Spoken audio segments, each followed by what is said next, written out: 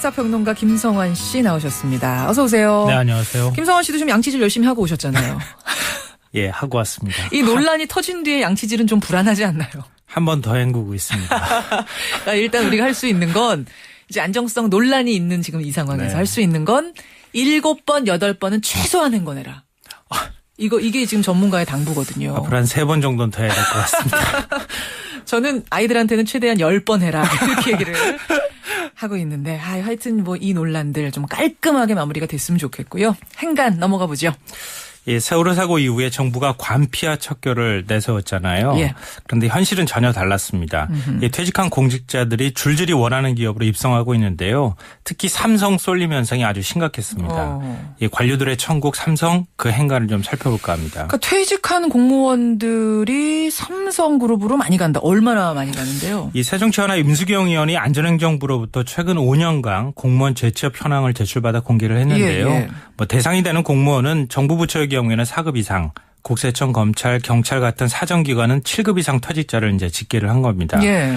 퇴직 공직자 1,276명 가운데 절반이 넘는 717명, 56.2%가 민간 기업으로 자리를 옮겼고요. 56.2%가 예. 민간 기업. 전체 퇴직자 10명 중 1명이 삼성그룹으로 자리를 옮겼습니다. 예. 주로 뭐 힘 있는 기관, 소위 잘 나가는 기관 출신 공무원들은 삼성전자로 많이 갔는데요. 예, 국방부와 방위사업청 출신 공무원들은 이 방위산업체죠. 삼성 탈레스에 집중이 돼 있었습니다. 예.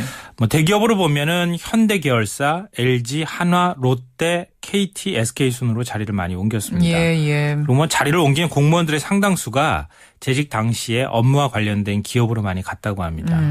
그렇죠. 이 비슷한 뉴스를 지금 사실은 많이 들어왔어요, 우리가. 맞습니다. 이게 예전식 표현으로 하면요. 빙고 이렇게 얘기를 해야 되는데요. 이 방앗간에서 묵은 깻묵에서 기름 짜내듯이 매년 국감 때마다 아니 국감이 아니어도 숫자만 다르지 똑같은 소식이 반복되고 있는데요. 맞아요. 이 제가 예를 들면 안행부 담당 공무원이 엑셀 프로그램에 자료 넣어놓고 어떻게 돌려주느냐에 따라서 자료가 조금씩 다릅니다. 그래요. 그런데 거의 똑같은 자료 가지고 계속 얘기를 하는데요.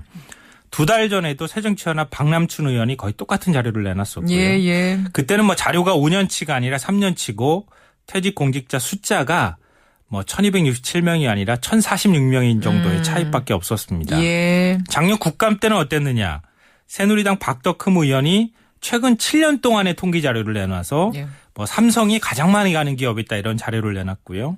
같은 당 김진태 의원은 또 5년치 자료를 받아서 감찰 업무를 담당하는 고위공무원들이 기업체 감사 자리로 많이 간다. 뭐 이런 자료를 내놓은 적도 있습니다. 그러니까 이렇게 계속 비슷한 자료를 반복해서 내놔도 이 부분의 문제는 해결되지 않고 있다라는 얘기가 되는 것 같기도 하고 또 나올 때마다 국민들이 또 놀라기도 하고 뭐 그런다는 얘기예요.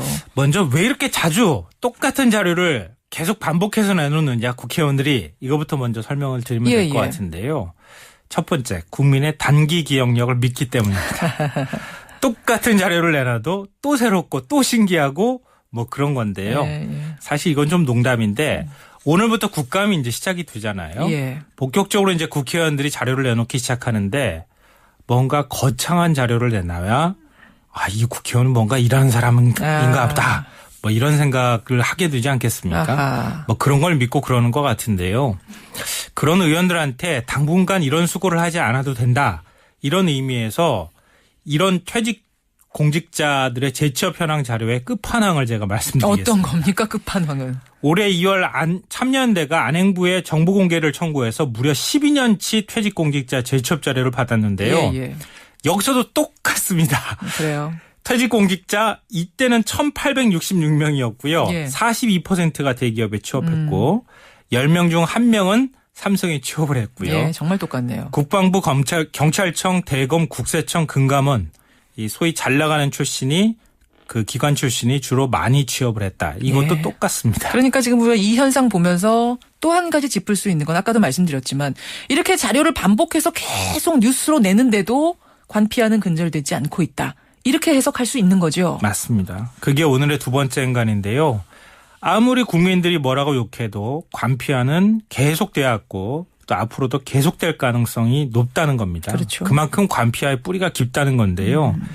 퇴직 공무원들이 삼성으로 유독 많이 가는 이유가 뭘까요? 뭘까요? 단순히 기업이 커서가 아닙니다. 아니겠죠. 삼성이 고위공무원을 영입하기 시작한 거는 벌써 20년 전쯤부터의 일이에요. 예. 이건희 회장이 신경영을 선언한 직후에 행정고시 출신 경제부처 공무원들을 막 빨아들이기 시작했거든요. 근데 이게 사세가 커가면서 공무원뿐만 아니라 판검사, 심지어는 기자들까지 적극적으로 영입을 하게 됐습니다. 그러니까 삼성공화국이 달리 나온 말이 아니고요. 다 이런 인맥이 뛰고 있기 때문에 나온 말이라고도 볼 수 있는 거죠. 그러니까 어떤 분야에 어떤 문제가 터지면은 그쪽 분야에서 취업을 해온 공무원들, 뭐 기자들 여러 사람들이 움직여서 빨리 정보도 취합하고 그렇죠. 뭔가 로비도 하고.